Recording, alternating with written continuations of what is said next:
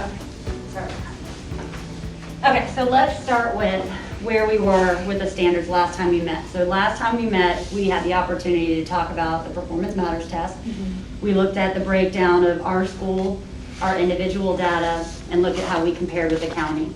When we evaluated our data, we saw that our lowest standards were in literature, which was kind of funny considering we always felt like that was our strong suit, but now we made this shift to the nonfiction.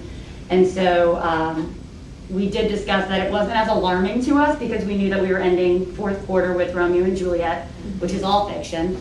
When I looked at our standards, our lowest ones for the literature were characterization and theme, which is really perfect because we know that we're going to be addressing both of those deeply with Romeo and Juliet.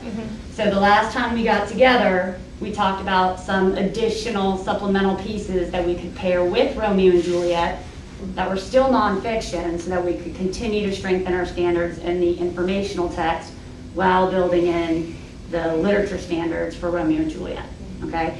So I know that one of the things that we all brought to this meeting was the assessments that we use to measure both summative and formative for Romeo and Juliet, as well as informational texts, as well as ideas for themes or activities that you're using in class. So Colleen, if you wanted to start. Okay, so I made copies of everything for you guys. And we can go through it together. Yeah. Yeah, awesome. I love free paper. Thank you. You really are in Fuego right now. I know.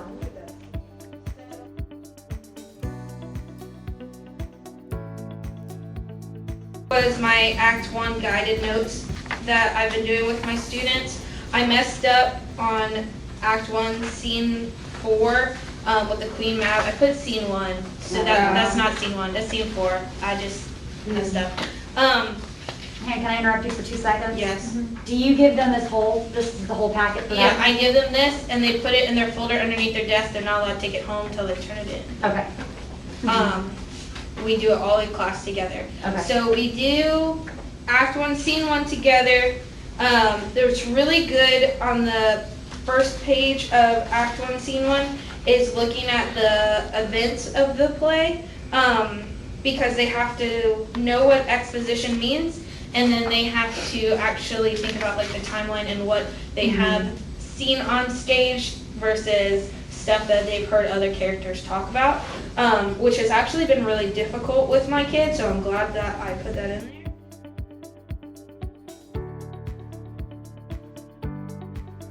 It was a two-part question. They had to answer both parts, and for the most part, everybody did really well on that. So I'm going to continue to make them for the other acts.